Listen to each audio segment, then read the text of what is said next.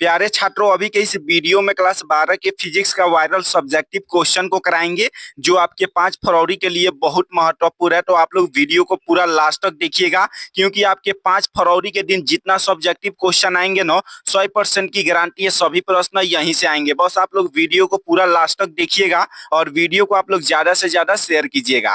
अभी आप लोग फिजिक्स का पहला क्वेश्चन देखिएगा ना, विद्युत फ्लक्स क्या है। विद्युत फ्लक्स क्या है? तो विद्युत क्षेत्र में किसी सतह से गुजरने वाली कुल विद्युतीय बल रेखाओं की संख्या को विद्युत फ्लक्स कहा जाता है। विद्युत क्षेत्र में किसी सतह से गुजरने वाली कुल विद्युतीय बल रेखाओं की संख्या को विद्युत फ्लक्स कहा जाता है।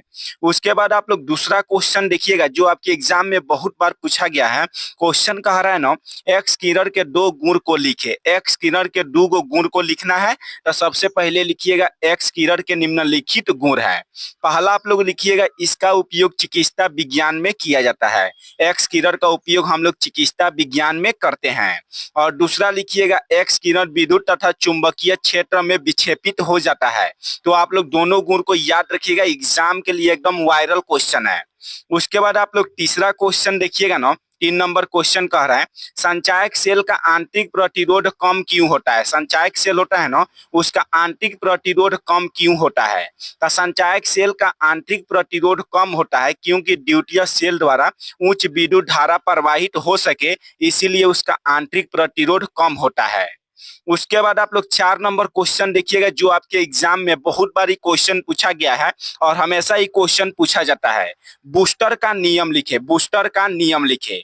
इस नियम के अनुसार किसी माध्यक का अपवर्तनांक ध्रुवण कोण के स्पर्श ज्या के बराबर होती है, इसी को बूस्टर का नियम कहा जाता है। इस नियम के अनुसार किसी माध्यक का जो अपवर्तनांक होता है ना, वह ध्रुवण कोण के स्पर्श ज्या के बराबर होती है।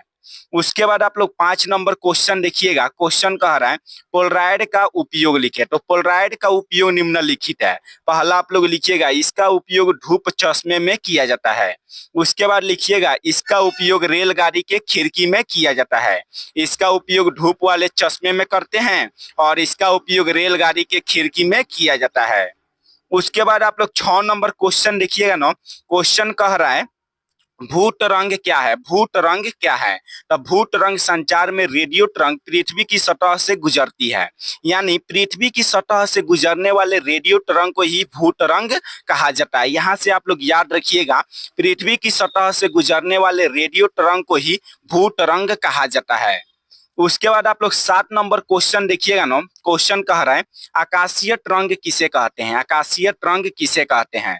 तो उच्च आवृत्ति वाले रेडियो तरंग को ही आकाशीय तरंग कहा जाता है। उच्च आवृत्ति वाले रेडियो तरंग को ही आकाशीय तरंग कहा जाता है। ये क्वेश्चन आपके एग्जाम के लिए एकदम वायरल क्वेश्चन है, तो इसको आप लोग याद रखिएगा। उच्च आवृत्ति वाले रेडियो तरंग को ही आकाशीय तरंग कहते हैं। उसके बाद आप लोग 8 नंबर क्वेश्चन देखिएगा ना, अर्धचालक किसे कहते हैं। अर्धचालक किसे कहते हैं?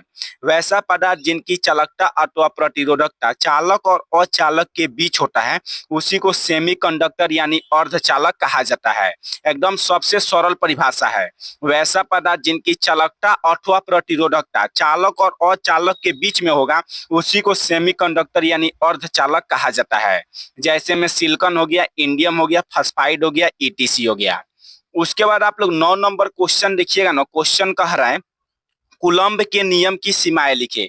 कूलम्ब के नियम की सीमाएं लिखे। तो कूलम्ब के नियम के निम्नलिखित सीमाएं हैं। पहला आप लोग लिखिएगा, यह नियम केवल बिंदु आवेश के लिए सत्य है। यह नियम केवल बिंदु आवेश के लिए सत्य है। उसके बाद लिखिएगा, यह नियम 10 के पावर 14 मीटर से कम दूरी के लिए लागू नहीं होता है। कूलम्ब का जो नियम है ना, केवल बिंदु आवेश के लिए सत्य है और यह नियम 10 के पावर -14 मीटर से कम दूरी के लिए लागू नहीं होता। यही कूलम्ब के नियम की सीमाएं हैं। उसके बाद आप लोग 10 नंबर क्वेश्चन देखिएगा। क्वेश्चन कह रहा है, विद्युत चुंबकीय तरंग क्या है। विद्युत चुंबकीय तरंग क्या है? तो विद्युत चुंबकीय तरंग एक दूसरे के लंबवत स्थिर परिवर्तित विद्युत क्षेत्र तथा चुंबकीय क्षेत्र के द्वारा उत्पन्न होती है। यानी विद्युत क्षेत्र तथा चुंबकीय क्षेत्र के द्वारा जो तरंग उत्पन्न होती है, उसी को विद्युत चुंबकीय तरंग कहा जाता है। या आप लोग ऐसे याद रखिएगा, वैसा तरंग जो विद्युत क्षेत्र और चुंबकीय क्षेत्र के द्वारा उत्पन्न होता है, उसी को विद्युत चुंबकीय तरंग कहा जाता है। उसके बाद आप लोग 11 नंबर क्वेश्चन देखिएगा जो आपके एग्जाम के लिए क्वेश्चन वायरल है। क्वेश्चन कह रहा है पोलराइड क्या है, इसका उपयोग लिखिए। तो वैसा पदार्थ जो अनपोलराइज लाइट को प्लेन पोलराइज लाइट में बदल दे उसे पोलराइज कहा जाता है। इसका उपयोग निम्नलिखित है। पहला लिखिएगा चश्मे के द्वारा 3 डायमेंशनल फिगर देखने में इसका प्रयोग किया जाता है। उसके बाद लिखिएगा ट्रेन में प्रवेश करने वाले प्रकाश को नियंत्रित करने में इसका प्रयोग किया जाता है। उसके बाद 12 नंबर क्वेश्चन आप लोग देखिएगा। ये भी क्वेश्चन आपके एग्जाम के लिए एकदम वायरल क्वेश्चन है। क्वेश्चन कह रहा है लेजर किरण के किनारे 4 मुख्य विशेषता लिखना है। लेजर किरण के 4 गो मुख्य विशेषता लिखना है। तो लेजर किरण के निम्नलिखित विशेषता है। पहला लिखिएगा लेजर किरण दिशात्मक होता है, अतः इनका किरण पुंज नैरो यानी संकीर्ण होता है। दूसरा लिखिएगा यह किरण क्षण भर में कठोर से कठोर धातु को पिघलाकर वाष्पित कर देता है। देखिए लेजर किरण इतना खतरनाक होता है ना, क्षण भर यानी कुछ समय में कठोर से कठोर धातु को पिघलाकर वाष्पित यानी वाष्प में परिवर्तन कर देता है। उसके बाद आप लोग 13 नंबर क्वेश्चन देखिएगा ना। क्वेश्चन कह रहा है फैक्स से क्या समझते हैं। फैक्स से क्या समझते हैं?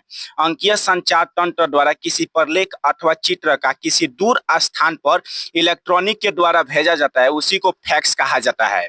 अंकीय संचार तंत्र द्वारा किसी प्रलेख अथवा चित्र को किसी दूर स्थान पर इलेक्ट्रॉनिक के द्वारा भेजा जाता है, उसी को फैक्स कहा जाता है।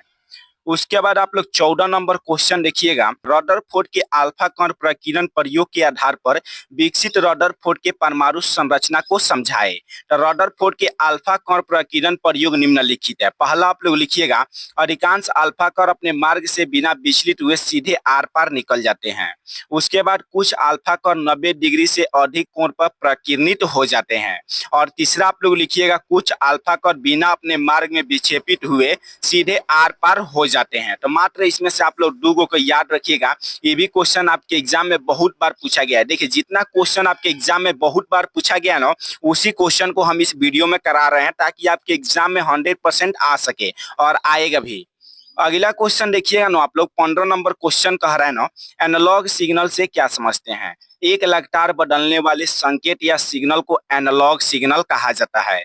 जैसे में प्रत्यावर्ती धारा एनालॉग सिग्नल है। प्रत्यावर्ती धारा क्या है? तो एनालॉग सिग्नल है। उसके बाद 16 नंबर क्वेश्चन आप लोग देखिएगा डिजिटल सिग्नल से क्या समझते हैं। डिजिटल सिग्नल से क्या समझते हैं? ऐसा सिग्नल जिसके 2 या 2 के औसत मान ही संभव हो उसे डिजिटल सिग्नल कहा जाता है। जैसे में स्क्वायर वेव एक डिजिटल सिग्नल है, वैसा सिग्नल जिसके 2 या 2 के औसत मान ही संभव हो उसी को डिजिटल सिग्नल कहा जाता है। जैसे में स्क्वायर वेव एक डिजिटल सिग्नल है। उसके बाद आप लोग 17 नंबर क्वेश्चन देखिएगा ना। क्वेश्चन कह रहा है आवर्धन तथा आवर्धन क्षमता में अंतर लिखे। तो एक बगल आवर्धन और दूसरा बगल आवर्धन क्षमता। इसमें पहला अंतर लिखिएगा यह एक लीनियर मैग्निफिकेशन होता है और यह एक एंगुलर मैग्निफिकेशन होता है। उसके बाद लिखिएगा यह वस्तु तथा प्रतिबिंब का अनुपात होता है और यह इमेज तथा वस्तु के द्वारा आंख पर बनाया गया विजुअल एंगल का अनुपात होता है। उसके बाद आप लोग तीसरा अंतर लिखिएगा इसका मान प्लस अनंत से माइनस अनंत के बीच होता है और इसका जो मान होता है 1 + d/f तथा d/f के बीच होता है। यानी आपके आवर्धन और आवर्धन क्षमता में यही इतना अंतर है। इसमें से आप लोग 2 गो अंतर को याद रखिएगा। उसके बाद 18 नंबर क्वेश्चन कह रहा है विद्युत आवेश के 2 मौलिक गुण लिखे। 2 गो मौलिक गुण को लिखना है। विद्युत आवेश के निम्नलिखित गुण है। पहला लिखिएगा विद्युत आवेश संरक्षित होता है और आवेश क्या होता है? योगात्मक होता है। विद्युत आवेश क्या होता है? संरक्षित होता है और आवेश क्या होता है? योगात्मक होता है। उसके बाद आप लोग 19 नंबर क्वेश्चन देखिएगा। क्वेश्चन कह रहा है एक्स किरण के 2 गो गुण लिखना है। तो एक्स किरण के 2 गुण निम्नलिखित हैं। पहला आप लोग लिखिएगा इसका उपयोग चिकित्सा विज्ञान में किया जाता है और दूसरा लिखिएगा एक्स किरण प्रकाश के तरह विद्युत चुंबकीय तरंग होते हैं, अर्थात इसमें प्रकाश के सभी गुण पाए जाते हैं। उसके बाद आप लोग 20 नंबर क्वेश्चन पढ़िएगा ना पी टाइप और एन टाइप सेमीकंडक्टर में अंतर बताए। ये क्वेश्चन आपके एग्जाम में 100% आएगा। एक बगल लिखिएगा पी टाइप और दूसरा बगल लिखिएगा एन टाइप। इसमें पहला लिखिएगा, इसके प्योर सेमीकंडक्टर में ट्राइवैलेंट वाले तत्व को अशुद्धि के रूप में मिलाते हैं, और इसके प्योर सेमीकंडक्टर में पेंटावैलेंट वाले तत्व को अशुद्धि के रूप में मिलाते हैं, जैसे P4 हो गया, एंटीमनी हो गया, आर्गन हो गया। और इसमें आप लोग Ba हो गया, एल्युमिनियम हो गया, इंडियम हो गया, ETC हो गया। तो आप लोग इसको याद रखिएगा। दूसरा लिखिएगा, इसमें आवेशवाहक धन आवेश की भांति व्यवहार करता है, और इसमें आवेशवाहक होता है ऋणात्मक कण के जैसा व्यवहार करता है। ऋणात्मक का मतलब हुआ माइनस कण के जैसा व्यवहार करता है, और इसमें धन आवेश यानी पॉजिटिव यानी प्लस के जैसा व्यवहार करता है। उसके बाद आप लोग 21 नंबर क्वेश्चन देखिएगा ना। क्वेश्चन कह रहा है निरोधी विभव की परिभाषा दे। निरोधी विभव की परिभाषा दे। किसी प्रकाश सेल के प्लेट को दिया गया वह न्यूनतम ऋणात्मक विभव जिस पर प्रकाश विद्युत धारा शून्य यानी 0 हो जाता है उसे निरोधी विभव कहा जाता है। किसी प्रकाश सेल के प्लेट को दिया गया वह न्यूनतम ऋणात्मक विभव जिस पर प्रकाश विद्युत धारा शून्य यानी 0 हो जाता है उसे निरोधी विभव कहा जाता है। उसके बाद आप लोग 22 नंबर क्वेश्चन देखिएगा ना। आयन मंडल क्या है? तो पृथ्वी के वायुमंडल का वह भाग जहां सूर्य के तीव्र विकिरण के कारण गैसों का आयनीकरण हो जाता है उसे आयन मंडल कहा जाता है। पृथ्वी के वायुमंडल का वह भाग जहां सूर्य के तीव्र विकिरण के कारण गैसों का आयनीकरण हो जाता है उसे आयन मंडल कहते हैं। उसके बाद आप लोग 23 नंबर क्वेश्चन देखिएगा। ये क्वेश्चन एकदम वायरल क्वेश्चन है, फिर भी आप लोग इसे एक बार पढ़ लीजिएगा क्योंकि क्वेश्चन आ सकता है। क्वेश्चन कह रहा है क्या होता है जब पीएन संधि पर अग्रदिश व्यास किया जाता है? तो जब पीएन संधि पर अग्रदिश व्यास किया जाता है तो पीबी यानी पोटेंशियल बैरियर कम हो जाता है। जब पीएन संधि पर अग्रदिश व्यास किया जाता है तो पीबी यानी पोटेंशियल बैरियर कम होता है। उसके बाद आप लोग 24 नंबर क्वेश्चन कह रहा है क्षैतिज तरंग को क्यों नहीं ध्रुवित किया जाता है?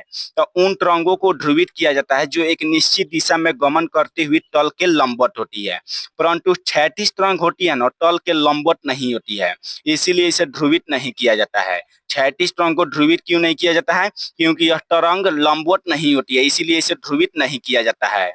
उसके बाद 25 नंबर क्वेश्चन देखिएगा ना। क्वेश्चन कह रहा है देहली आवृत्ति से क्या समझते हैं? वह न्यूनतम आवृत्ति जो किसी धातु के सतह से इलेक्ट्रॉन निकालने लगे और उसमें जो न्यूनतम फ्रीक्वेंसी होता है उसी को देहली आवृत्ति कहा जाता है। उसके बाद 26 नंबर क्वेश्चन देखिएगा ना। निकट दृष्टि दोष के दो मुख्य कारण लिखिए। तो निकट दृष्टि दोष के दो निम्नलिखित कारण है। पहला लिखिएगा नेत्र लेंस की फोकस लेंथ कम हो जाना। उसके बाद नेत्र गोलक का लंबा हो जाना। नेत्र लेंस की फोकस लेंथ कम हो जाना और नेत्र गोलक का लंबा हो जाना, यही इसका दो मुख्य कारण है। उसके बाद 27 नंबर क्वेश्चन कह रहा है समतल दर्पण की वक्रता त्रिज्या होती है तो अनंत होती है। ये क्वेश्चन ऑब्जेक्टिव के लिए वायरल है। क्वेश्चन 28 देखिएगा प्रतिरोध का मात्रक क्या होता है? तो ओम होता है। प्रतिरोध का मात्रक क्या होता है? तो ओम होता है। उसके बाद आप लोग 29 नंबर क्वेश्चन देखिएगा जो आपके 5 नंबर में क्वेश्चन वायरल है। तो लेंज का नियम लिखे। क्वेश्चन है लेंज का नियम लिखे। तो लेंज का नियम ऊर्जा संरक्षण सिद्धांत पर आधारित है। इस नियम के अनुसार विद्युत चुंबकीय प्रेरणा के कारण किसी परिपथ में उत्पन्न धारा की दिशा इस प्रकार होती है कि वह उस कारण का ही विरोध करता है जिसके कारण स्वयं उत्पन्न होता है। लेंज का जो नियम है ऊर्जा संरक्षण सिद्धांत पर आधारित है। इस नियम के अनुसार विद्युत चुंबकीय प्रेरणा के कारण किसी परिपथ में उत्पन्न धारा की दिशा इस प्रकार होती है कि वह उस कारण का ही विरोध करता है जिसके कारण स्वयं उत्पन्न होता है। इसी को लेंज का नियम कहा जाता है। आपके एग्जाम में क्वेश्चन 5 नंबर में या तो 2 नंबर में जरूर आएगा। अगला क्वेश्चन है 29 नंबर क्वेश्चन कह रहा है ट्रांसफार्मर क्या है, इसकी दक्षता से क्या समझते हैं? तो अन्योन प्रेरण के सिद्धांत पर आधारित एक ऐसी युक्ति है जिसमें प्रत्यवर्ती धारा के विभव को कम या अधिक किया जाता है। ट्रांसफार्मर केवल प्रत्यवर्ती धारा या विभव को ही परिवर्तित करने के काम आता है। देखिए ट्रांसफार्मर होता है ना केवल प्रत्यवर्ती धारा के विभव यानी वोल्टेज को कम या अधिक करने के काम आता है। यह डिस्ट धारा के परिवर्तन में कोई काम नहीं करता है। तो बस आप लोग इतना याद रखिएगा, यह केवल प्रत्यवर्ती धारा के विभव को कम या अधिक करने के काम आता है। उसके बाद आप लोग 31 नंबर क्वेश्चन देखिएगा परमाणु के बोर मॉडल के 2 कमी लिखना है। तो परमाणु के बोर मॉडल के निम्नलिखित कमियां हैं। पहला लिखिएगा किसी तत्व के विभिन्न स्पेक्ट्रम रेखाओं की तीव्रता का अंतर का कारण इस सिद्धांत द्वारा नहीं समझाया जा सकता है। दूसरा लिखिएगा यह सिद्धांत केवल एक इलेक्ट्रॉन वाले परमाणु जैसे हाइड्रोजन, हीलियम, लिथियम आदि के स्पेक्ट्रम की व्याख्या कर सकता है, लेकिन जटिल परमाणु स्पेक्ट्रम की व्याख्या नहीं कर सकता है। उसके बाद अगला क्वेश्चन आप लोग देखिएगा ना, अगला क्वेश्चन कह रहा है 32 नंबर, प्राथमिक और द्वितीय इंद्रधनुष में अंतर बताए। तो एक बगल प्राथमिक इंद्रधनुष, दूसरा बगल द्वितीय इंद्रधनुष। इसमें पहला अंतर लिखिएगा, यह 36 तल से 41 डिग्री के कोण पर बनता है और इसका कोणीय चौड़ाई 2 डिग्री होता है। यह 36 तल से 41 डिग्री के कोण पर बनता है और इसका जो कोणीय चौड़ाई होता है 2 डिग्री होता है। और यह 36 तल से 51 डिग्री कोण पर बनता है और इसका कोणीय चौड़ाई 3 डिग्री होता है। दूसरा लिखिएगा, इसमें ऊपर वाला जो कलर होता है रेड होता है और डाउन यानी नीचे वाला कलर वायलेट होता है। और इसमें ऊपर वाला जो कलर होता है वायलेट होता है और डाउन यानी नीचे वाला कलर रेड होता है। तीसरा अंतर लिखिएगा, यह एक बार TIR तथा 2 बार अपवर्तन से बनता है और यह 2 बार TIR तथा 2 बार अपवर्तन के क्रिया से बनता है। तो इसमें आप लोग तीनों अंतर याद रखिए क्योंकि क्वेश्चन 5 नंबर में पूछा जाता है। उसके बाद आप लोग 33 नंबर क्वेश्चन देखिएगा, आधार बैंड से क्या समझते हैं। तो किसी सिग्नल स्रोत से प्रेषित सिग्नल में आवृत्ति बैंड को आधार बैंड कहा जाता है। किसी सिग्नल स्रोत से प्रेषित सिग्नल में आवृत्ति बैंड को ही आधार बैंड कहा जाता है। उसके बाद 34 नंबर क्वेश्चन है ना, बैंड की चौड़ाई क्या है। तो किसी सिग्नल में अधिकतम तथा न्यूनतम आवृत्तियों के अंतर को बैंड की चौड़ाई कहा जाता है। किसी सिग्नल में अधिकतम और न्यूनतम जो आवृत्ति का अंतर होता है उसी को बैंड का चौड़ाई कहा जाता है। उसके बाद 35 नंबर क्वेश्चन है ना, विद्युत हीटर में जिस तार का व्यवहार करते हैं वह क्या है, यानी कौन सा तार का हम लोग उपयोग करते हैं। तो नाइक्रोम का उपयोग करते हैं। उसके बाद 36 नंबर क्वेश्चन कह रहा है, पूर्ण आंतरिक परिवर्तन क्या है, इसकी शर्त क्या होती है। तो जब कोई प्रकाश की किरणें क्रांतिक कोण से अधिक कोण पर पड़ती है तो वह दूसरे माध्यम में न जाकर वापस उसी माध्यम में लौट आती है। इसी घटना को TIR यानी पूर्ण आंतरिक परिवर्तन कहा जाता है। और पूर्ण आंतरिक परिवर्तन का निम्नलिखित 2 शर्त है। पहला कि क्रांतिक कोण से अधिक कोण होना चाहिए और दूसरा कि प्रकाश को सघन माध्यम से विरल माध्यम में जाना चाहिए। यही इसका 2 शर्त है। उसके बाद आप लोग 37 नंबर क्वेश्चन देखिएगा ना, प्रकाश के विचलन एवं बड़ विक्षेपण में क्या अंतर है। तो सबसे पहले आप लोग प्रकाश का विचलन लिखिएगा। जब सूर्य का श्वेत प्रकाश किसी प्रिज्म से होकर गुजरता है तो अपने मूल दिशा से जितने कोण पर विचलित होता है तो इसे प्रकाश का विचलन कहा जाता है। यानी अपने मूल दिशा से जितने कोण पर विचलित होता है उसे प्रकाश का विचलन कहा जाता है। उसके बाद आप लोग लिखिएगा प्रकाश का बड़ विक्षेपण। तो जब सूर्य का श्वेत प्रकाश किसी प्रिज्म से गुजरता है तो वह 7 रंगों में विभक्त हो जाता है और इसी घटना को प्रकाश का बड़ विक्षेपण कहा जाता है। ये क्वेश्चन एकदम आपके 5 नंबर के लिए एकदम वायरल क्वेश्चन है। दोनों को याद रखिएगा, प्रकाश का बड़ विचलन और प्रकाश का बड़ विक्षेपण। उसके बाद 38 नंबर क्वेश्चन देखिएगा, सेमीकंडक्टर किसे कहते हैं।